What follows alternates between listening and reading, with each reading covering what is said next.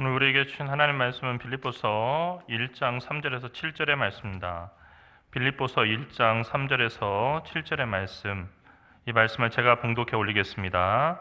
하나님의 말씀을 경청하시기 바랍니다.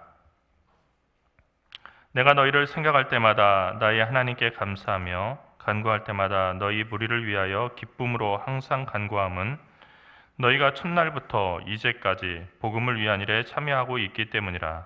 너희 안에서 착한 일을 시작하신 이가 그리스도 예수의 날까지 이루실 줄을 우리는 확신하노라. 내가 너희 무리를 위하여 이와 같이 생각하는 것이 마땅하니 이는 너희가 내 마음에 있음이며 나의 매임과 복음을 변명함과 확정함에 너희가 다 나와 함께 은혜에 참여한 자가 됨이라. 아멘. 사람은 누구나 태어난 다음에 이름을 받지요. 태어나기 전에 이름을 붙이는 경우도 있습니다. 어쨌든 우리 모두에게는 이름이 있습니다. 이름을 짓는 사람은 온갖 좋은 뜻을 담아서 그 이름을 지어주고 그 다음부터는 그 이름이 그림자처럼 우리가 가는 곳을 항상 따라다닙니다. 그런데 우리가 교회 안에 이렇게 들어오게 되면은 교회 안에서는 우리의 이름 그대로 이렇게 불리는 것보다는 뭔가 직분으로 이렇게 불리는 것이 자연스럽게 여겨집니다. 그래서 교회를 몇 년 좀 다녔으면은 집사라고 이렇게 불려야 내가 그래도 그 교회에서 제대로 이렇게 지금 생활하고 있다, 이런 생각들을 하게 됩니다. 시간이 지났는데 서리 집사, 1년마다 이렇게 임명하는 서리 집사 계속 머물러 있으면 뭔가 내가 뒤처져 있는 것 같고, 그래서 권사나 안수 집사가 되고 더 나아가서 시간이 지나면 장로가 돼야 내가 신앙생활을 제대로 하고 있다라고 이렇게 생각하는 경향이 있습니다. 그리고 실제로 부를 이름이 없을 때는 뭐라고 부를까 하다가 이름을 알지 못하는 그 교우가 있을 때 뭐라고 부르야지 하다가 그냥 집사님 하고 그냥 이렇게 부릅니다. 그러면은 다 해결이 되는 거예요. 나이가 젊은 것 같으면 집사님이라고 하고, 나이가 좀 많은 것 같으면 권사님이라고 부르면 대충 맞습니다. 저 아직 권사 아닌데요. 그러면 다시 집사님 하고 이렇게 바꾸면 되죠. 불교에서는 남자들을 보고 거사님이라고 이렇게 부르고, 그리고 여자들 보고 보살님이라고 부릅니다. 보살회, 거사들 같은 경우는 금강회가 있어가지고요. 그렇게 또 서로 거사님, 그리고 보살님, 그리고 스님 이렇게 부릅니다.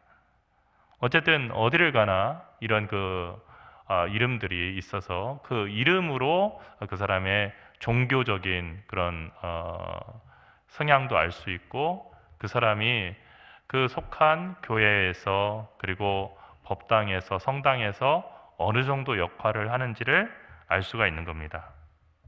오늘 사도 바울은 빌립보에 있는 모든 성도와 감독들과 집사들에게 편지를 보낸다고 이렇게 편지를 썼습니다. 모든 성도, 거룩한 무리입니다. 그런데 영어로는 saints입니다. 그냥 단순히 이것이 평신도들을 얘기하는 것이 아니고 거룩한 무리들이기 때문입니다. 그리고 그 편지의 서두에서 너희, 즉 빌립보의 모든 성도와 감독들과 집사들을 생각할 때마다 하나님께 감사한다라고 그렇게 고백했습니다. 또한 간구할 때마다 그 무리를 위하여 기쁨으로 간구한다고 했습니다. 여러분, 이것은 사도 바울의 서신에 나타난 사도 바울의 성격을 고려할 때 입에 발린 얘기나 립 서비스가 아니고 정말로 진심으로 그런 그 감격을 느꼈을 가능성이 많습니다. 왜냐하면 사도 바울의 서신, 그 글을 보면 그 사람의 성격이 나오는데 여기에는 별로 꾸밈이 없습니다. 그래서 있는 그대로 돌직구로 이야기하는 경향이 있습니다.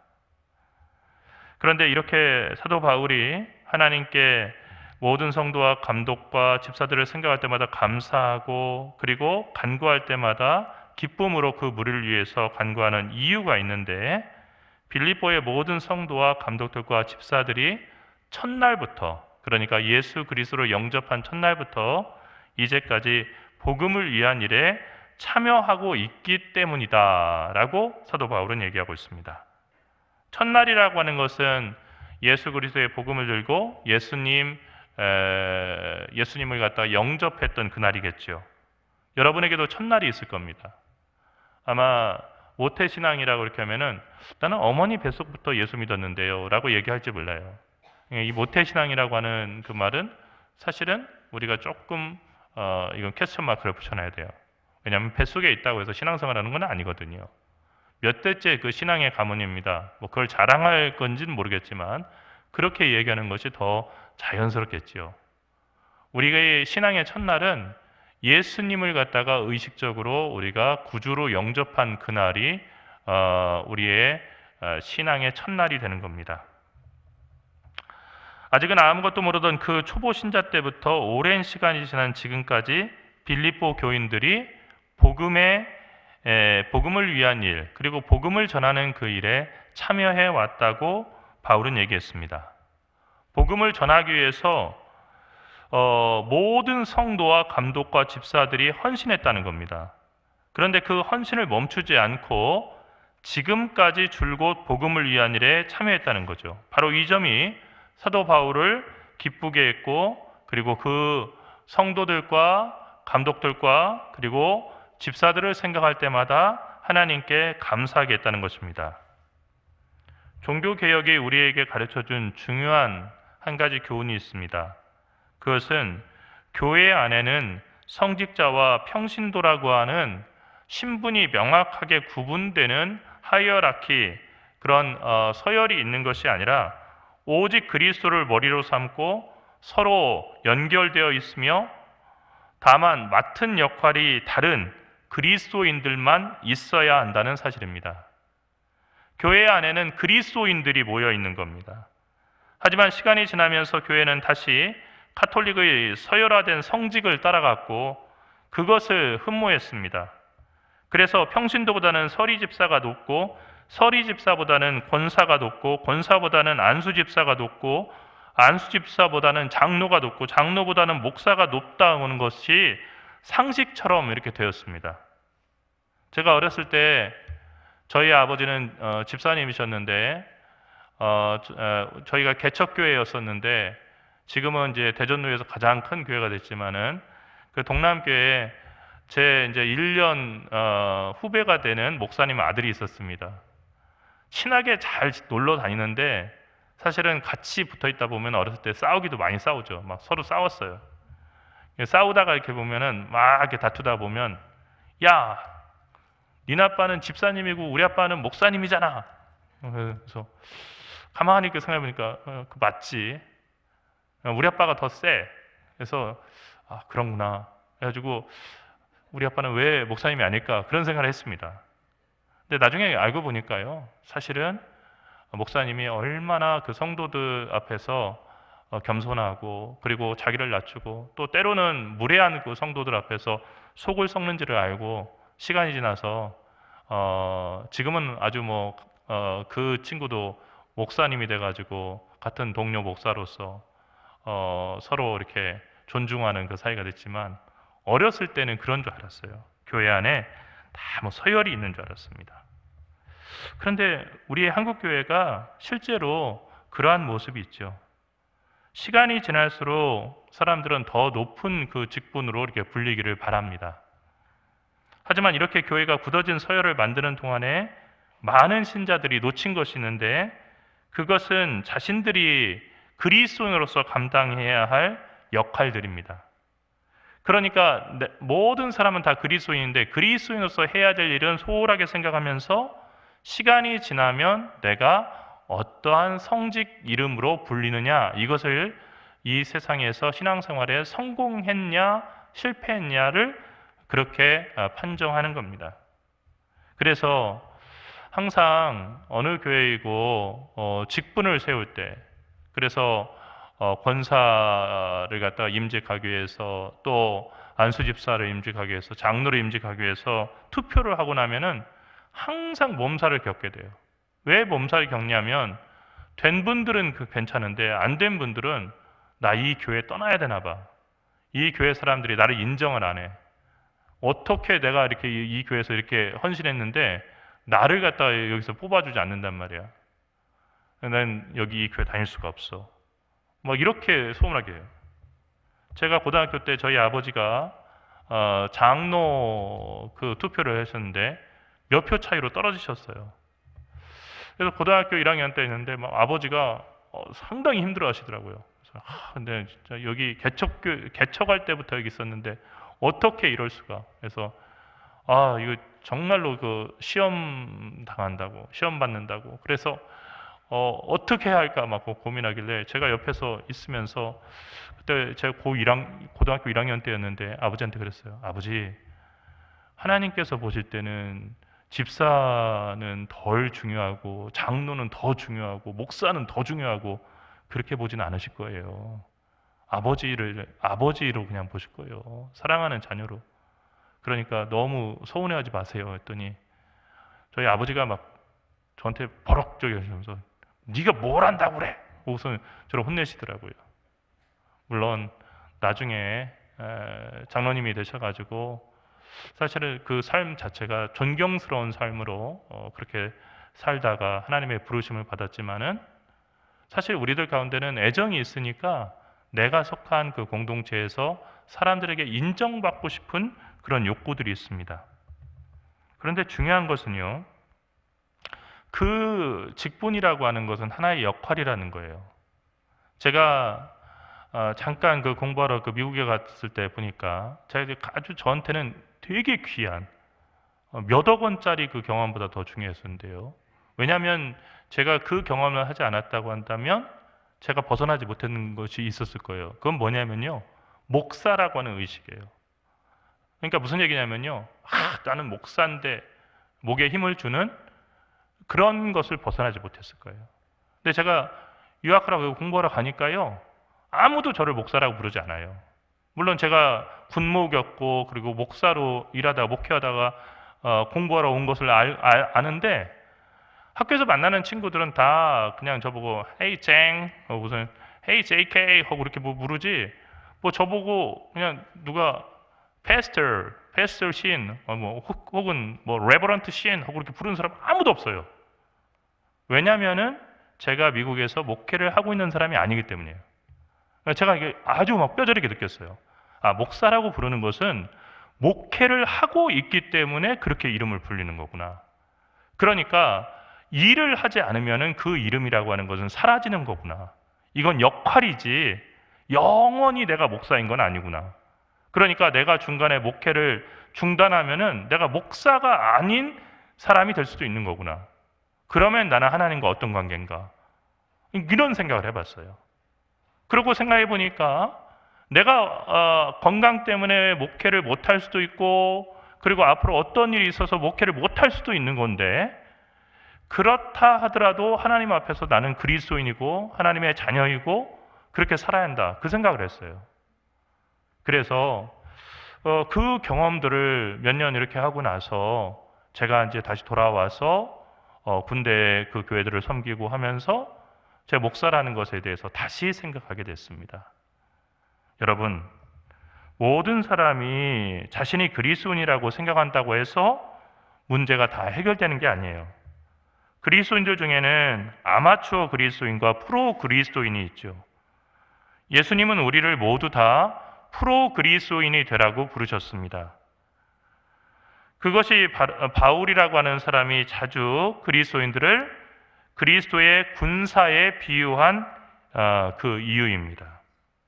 여러분, 흔히 병사로 군대에 가면은 끌려왔다는 생각을 많이 합니다. 나는 끌려왔어. 그런데 여러분, 미국에도 병사들이 있지요. 그런데 끌려왔다는 생각을 하냐? 그런 표현 안 씁니다. 나는 여기 끌려왔어. 나 억울해. 이 생각을, 이런 말들을 막 해요. 아마 여기 앉아있는 우리 집사님들도 군생활 하시면서 한두 번 얘기했을 거예요. 내가 여기 끌려와가지고 이렇게 고생하고. 근데 왜 이 말을 쓰게 됐는가 제가 이렇게 역사적으로 어원적으로 이렇게 조사를 해봤어요. 그랬더니 우리에게는 아픈 역사가 있었던 거예요. 일제강점하에서 일본군이 되라고 우리가 총알바지로 끌려갔던 경험이 있는 거예요. 그러니까 군대 가라는 것이 그게 나라를 지키는 게 아니고요, 남의 나라 전쟁을 위해서 그냥 억지로 끌려간 거예요. 그러니까 거기서 열심히 하면요, 친일파 매국노가 되는 거예요. 그러니까 군생활 열심히 하는 사람이 나쁜 사람이 되는 거예요. 그러니까 그 경험이 우리가 일제강점하를 끝나고 나서 초창기 국군을 만들었던 사람이 다 어떤 사람이냐면 일본 관동군 출신들이에요. 장교들이 없으니까요. 미군들이 그 사람들을 그냥 다 흡수해가지고 그렇게 그냥 썼어요. 그러다 보니까 만주에서 독립군 잡던 그 사람들이 그냥 그 국군의 그 장군들 되고 막 다 그러다 보니까 그런 생각들을 가진 사람들이 그 군을 만들면서 조금 이 군대 문화가 왜곡이 됐어요. 그러다 보니까 자기 나라를 지키면서도 끌려왔다라고 하는 그 표현을 쓰는 거의 보기 드문 그런 군대가 된 거죠. 물론 요즘에는 젊은 병사들 정말 많이 괜찮습니다. 훨씬 더 예전보다도 더 낫지요. 그런데 부사관과 장교들은요, 똑같이 군생활을 하는데 지원해서 그리고 선발돼 가지고 근무를 하기 때문에 스스로 선택했다는 생각을 많이 합니다. 더 힘들 때 많죠. 더 많은 그 근무, 밤샘 근무도 해야 되고, 그리고 교육과 훈련 때문에 날을 새야 되는 경우도 많습니다. 그런데 어떤 생각을 하냐면 이거 내가 경쟁을 뚫고 와서 내가 선발돼서 하는 거다. 그러니까 대하는 태도가 다른 겁니다. 그런 면에서 병사들은 나는 부사관도 아니고 그리고 나는 장교도 아니니까 나는 아마추어 솔저 또는 우리가 흔히 우스갯소리로 얘기하는 아르바이트 솔저지. 그러니까 나는 대충 해도 돼. 그런 생각들을 합니다. 물론 요즘 병사들은 200만 원의 월급을 받고 있기 때문에 더 이상 아마추어가 아니라 프로죠.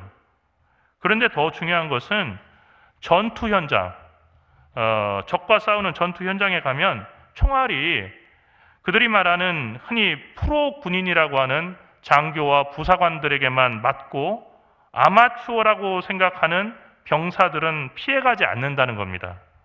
전장에서 총알은 계급을 막론하고 정말로 우리나라 국방부에서 준 군복을 입고 있는 모든 대한민국 군인들을 상대로 총알이 날라오고 대포알이 날라온다는 거죠. 오히려 계급이 낮은 병사, 부사관, 그리고 소위나 중위처럼 초급 위관 장교일수록 적군들과 마주하고 싸울 일들이 훨씬 더 많습니다.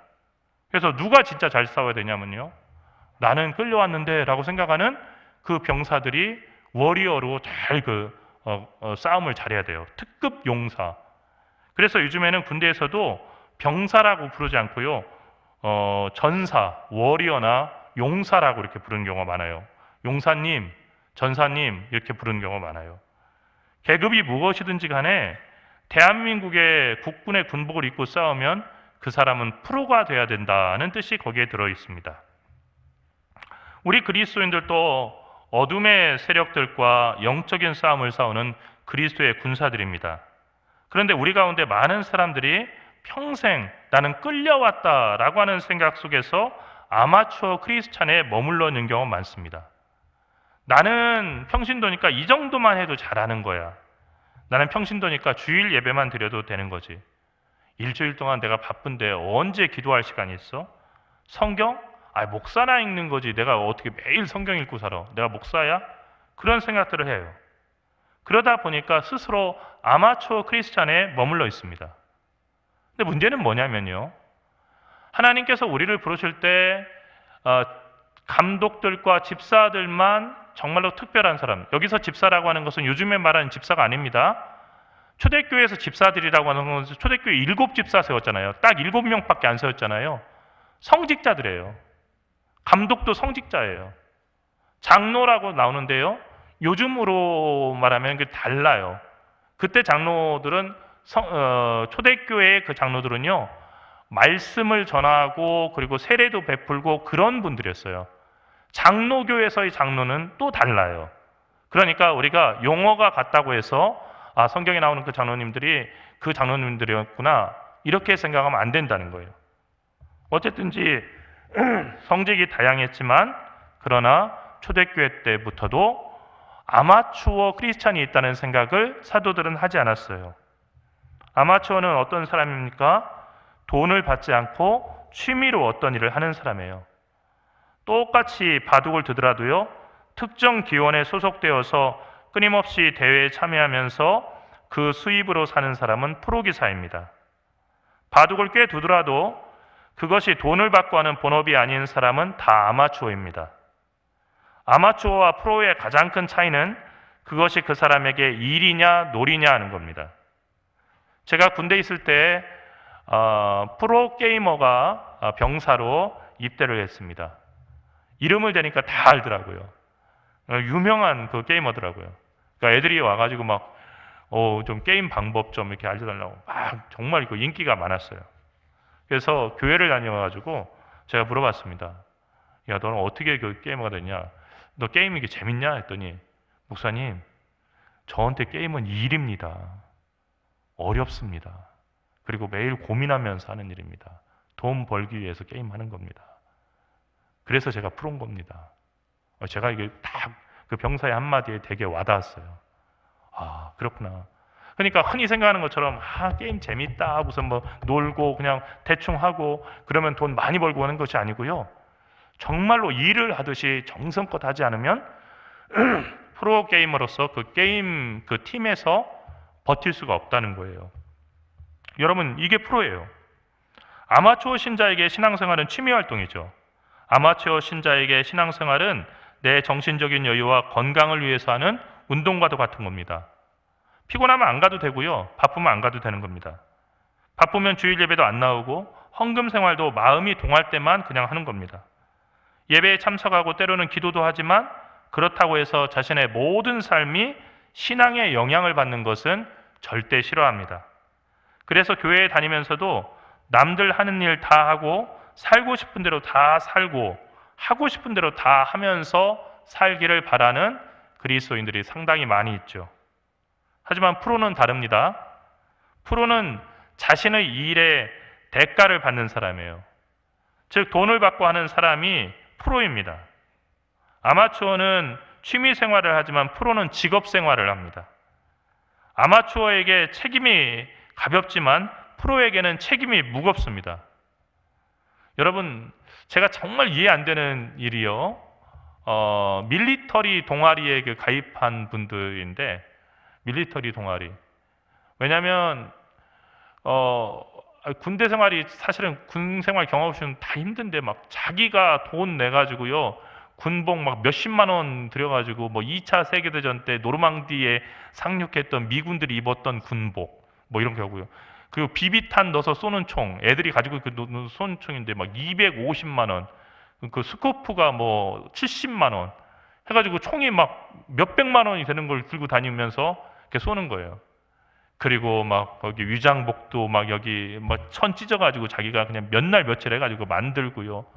그래서 막 땅바닥에 뒹굴고 막 매복해 있다가 그 비비탄 총으로 누구 맞춰가지고 그 사람 죽으면 막 되게 좋아하고 그래요. 근데 제가 정말 이해가 안 되는 것이 그렇게 군생활하는 게 좋으면은 입대를 해서 직업군인으로 살지. 근데 한 번은 방송에 그 밀리터리 동아리 그 사람이 딱 나와가지고 정말 뭐 이거는 뭐 어떤 총이고 막 전문가더라고요. 그러니까 이제 나중에 다 인터뷰를 하고요. 그 기자가 물어봤어요. 군대는 어디 나오셨습니까? 했더니 이 사람이 갑자기 딱 눈치를 살피더니 저 병영 면제입니다 하는 거예요. 아니 뛰어다니는 거 보니까요 거의 특전사급으로 뛰어다녀요. 그런데 왜 병영 면제입니까? 그러니까 거기에 말을 흐리더라고요. 여러분, 이런 겁니다. 프로 신자에게 신앙생활은요 취미생활이 아니라 소명입니다. 하나님께서 자신을 부르신 목적이고 천직입니다. 프로에게 신앙생활은 유일한 직업입니다. 프로 신자는 바빠도 주의를 지켜서 예배하고 어려운 가운데도 하나님의 물질을 내 것으로 함부로 사용하지 않습니다. 내 것이 아닌 하나님의 것이기 때문입니다. 프로 신자는 날마다 더욱 새로워져서 그리스도의 충만한 분량에 이르기를 소망하고 경건의 연습을 합니다. 날마다 성경을 읽고 날마다 기도합니다. 그는 주일 예배뿐만 아니라 일주일의 모든 날과 모든 시간이 믿음의 영향을 받기를 그렇게 원합니다. 그래서 이익을 본다고 해도 신자이기 때문에 하지 말아야 할 일은 하지 않습니다. 손해를 본다고 하더라도 주님을 위한 일이고 그리고 그 일이 하나님의 뜻이라면 그 일에 열심을 다합니다.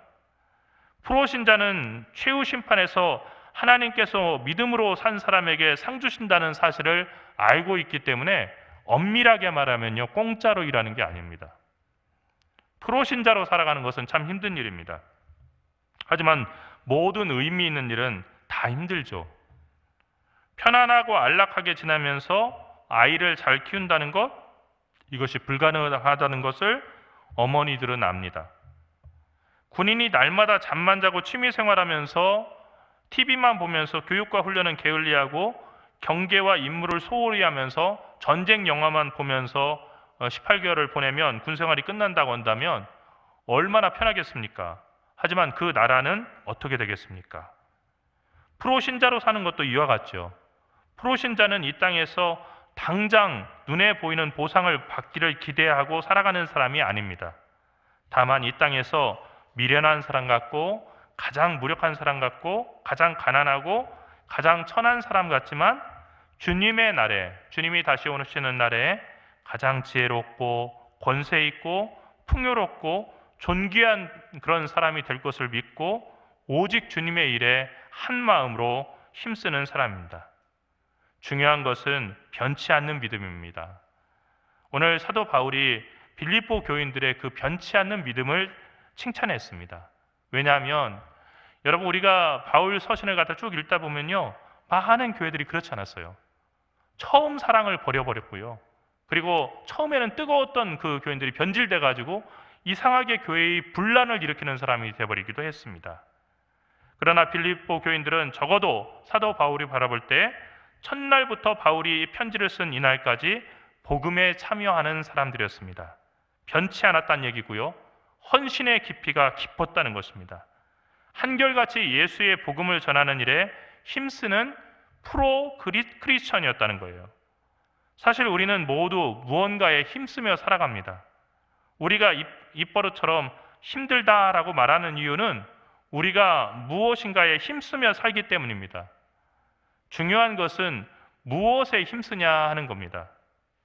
인간은 경제학을 가르치고 배우는 유일한 동물이면서 이 세상에서 가장 비경제적으로 살아가는 동물로 유명하기도 합니다. 전혀 경제적으로 실효성이 없는 것을 위해서 자기의 시간과 노력과 돈을 갖다가 거기다 투자하죠. 지금까지 러시아와 우크라이나의 전쟁에 들어간 전쟁 비용이면은 그 돈을 갖다가 만약에 전쟁에 쓰지 않고 돌렸다고 한다면요, 지구상의 모든 지역에서 기아와 빈곤이 종식되었을 것이라고 합니다. 또 지구상의 가뭄으로 고통받는 지역에 상수도를 다 깔 수 있대요. 학교에 다니지 못하는, 그러면서 농장이나 공장에서 일하는 아이들에게 고등학교 때까지 공부시키고도 그 돈이 남는다는 겁니다. 또한 이 비용을 신에너지 자원 개발에 사용했다고 한다면 인류는 석유나 핵이 아닌 친환경적이며 지속적인 에너지 자원을 개발해서 지구의 미래를 바꿀 수 있었을 것입니다. 하지만 사람들은 그렇게 많은 돈을 서로 죽이고 죽는 데 사용합니다. 그것이 비경제적이고 그리고 가장 불합리한 인간의 모습이죠. 동족들을 살리는 일보다는 죽이는데 그 일에 힘쓰고 그리고 자기의 시간과 노력을 소모하는 존재가 인간이라는 말입니다. 멀리 가지 않아도 이렇게 방향을 상실하고 살아가는 인간의 모습을 발견하는 것, 그거 어렵지 않습니다. 교회는 어떤 곳입니까? 교회는 교회의 건물이 아니고 공동체죠. 교회는 세상의 기쁜 소식, 구원의 소식, 하나님의 화해의 소식을 전하라고 부름받은 그리스도의 몸된 공동체입니다. 하지만 지난 역사를 되돌아볼 때 교회는 신앙이라고 하는 이름으로 세상을 정죄하기도 했고요, 그리고 심판하기도 했고 세상을 미워하고 저주하는 일을 저질러 왔습니다. 마녀 재판으로 죽은 그 사람들의 수가 2차 세계대전 때 죽은 그 병사들의 숫자와 비교해도 결코 뒤지지 않는다는 깜짝 놀랄 만한 이야기를 들었습니다. 그런 까닭에 교회가 열심히 세상을 향해서 외치면 외칠수록 사람들은 교회로부터 멀어지고 하나님으로부터 멀어져 왔습니다. 이것은 하나님 탓이 아니고 기쁜 소식, 구원의 소식 대신에 선전포고와 혐오의 소식을 전한 교회의 탓입니다. 제가 한 번은 교회에서 청소년들 연합 집회를 이제 보낼까 해가지고 연합 집회 그 광고물을 갖다 이렇게 봤는데요. 그 주제를 보고서 여기 보내지 맙시다. 우리 그냥 따로 갑시다 했어요. 왜냐면요. 그 주제가 뭐라고 되어 있냐면요. 청소년들아 세상과 맞짱 뜨자. 정말 제가 깜짝 놀랐어요. 우리가 흔히 맞짱 뜨자는 얘기는 그냥 아주 그 속된 말로 쓰는 거잖아요. 그런데 청소년 집회의 주제가 뭐냐면 세상과 맞짱 뜨자래요. 여러분, 청소년들이 정말 그 가장 예수님의 그 사랑에 감수성 있게 경험을 하고 믿음이 깊어질 수 있는 그 나이에 세상을 적대시하고 세상과 맞짱 뜨고 그리고 믿는 사람과 믿지 않는 사람을 적으로 생각하면서 살아간다고 한다면 어떻게 성인이 됐을 때 기쁜 소식과 구원의 소식 그리고 위로와 용서를 전할 수 있겠습니까? 종교개혁의 가장 큰 공헌 중에 하나는 지나치게 높아진 교회의 위치를 낮춘 겁니다. 교회는 하나님이 아니라고 하는 것을 루터나 켈빈은 얘기했습니다. 교회는 세상을 다스리는 왕이 아닙니다. 또 교황이나 성직자들도 교회의 왕이 아닙니다. 하나님만이 온 세상의 왕이시고 교회의 주인이 되십니다. 그런 하나님께서 세상과 화해하고 세상을 용서하기로 결정하셨습니다. 그것이 아들 예수를 이 세상에 보내신 하나님의 뜻이었습니다. 그런데 교회는 하나님을 믿는다고 하면서 하나님의 화해와 용서를 못마땅하게 생각하고 세상을 향해서 선전포고하고 심판을 선언하는 그런 끔찍한 일을 벌이고 있었던 것입니다. 사랑하는 성도 여러분, 이제부터라도 우리가 우리의 역할에 대한 정체성에 대한 오해에서 벗어나야겠습니다. 하나님께서 우리에게 주신 마음은 두려워하는 마음이 아닙니다. 세상을 두려워하거나 그 두렵기 때문에 세상과 싸우거나 적대하라는 것이 아닙니다. 다만 이 사랑이 없는 그 사랑 없는 연고로 너무나 실망하고 사람들이 지쳐있는 이 세상으로 가서 그들을 사랑하고 용서하고 긍휼히 여기는 마음을 가지고 예수님처럼 살아가라는 것이 하나님의 우리를 향한 명령입니다. 우리는 세상을 용서하시고 사랑하신 하나님을 믿습니다. 우리는 그분의 뜻을 전하기 위해서 부름받은 특사들입니다. 우리는 프로입니다. 우리는 서로 직분이 다르지만은 세상을 향해서 하나님의 용서와 사랑의 뜻을 전하고 이 세상의 구원을 위해서 기도한다는 면에서는 모두 다 제사장이다. 그렇게 루터는 얘기했습니다. 이것이 바로 지금도 가톨릭에서는 매우 싫어하는 만인 제사장론입니다. 제사장은 프로라는 뜻입니다. 하나님께서 맡기신 그 일에는 반드시 상급이 있기 때문에 제사장은 프로입니다. 우리는 프로입니다. 괴로웠거나 즐거웠거나 우리에게 맡겨진 일에 최선을 다해야 하기 때문에 우리는 취미로 신앙생활을 하는 것이 아니라 우리의 부름받은 목적이고 우리가 이 세상에서 마쳐야 될 임무이기 때문에 우리는 프로 그리스도인들입니다. 우리는 프로입니다. 하나님을 알되 깊이 알아야 되고 그리스도의 충만한 분량에 이르기까지 그분을 닮아서 성장해야 하기 때문에 우리는 복음을 위한 일에 참여한 프로들이고 그리고 우리는 모두 다 평등한 그리스도인들입니다. 우리 교회 안에 이제는 서열이 아니라 정말로 서로 밀접하게 연결되어서 함께 성장하는 그리스도인들이 넘쳐날 수 있기를 간절히 바랍니다. 그래서 사도 바울의 칭찬이 바로 하나님께서 우리 동광교회를 보고 하시는 칭찬이 될 수 있기를 간절히 바랍니다. 기도하겠습니다. 살아계신 하나님, 은혜와 사랑을 감사합니다. 우리가 교회 안에서도 위아래를 나누고 그리고 높은 자리를 차지하기 위해서 애쓰라고 우리를 부르신 것이 아니라 서로를 섬기는 종으로 그리고 서로를 섬기는 그런 형제 자매로서 서로를 사랑하고 용서하며 그리스도의 몸을 이뤄가라고 우리를 부르셨다는 사실을 다시 알았습니다. 빌립보 교인들처럼 예수님을 처음 만났을 때부터 첫날부터 이제까지 복음을 위한 일에 열심을 다하게 하시고 우리의 생애 마지막 날까지 그 열심이 식지 않도록 인도하여 주시옵소서. 사랑하시는 우주 예수 그리스도의 이름으로 간절히 기도드리옵나이다.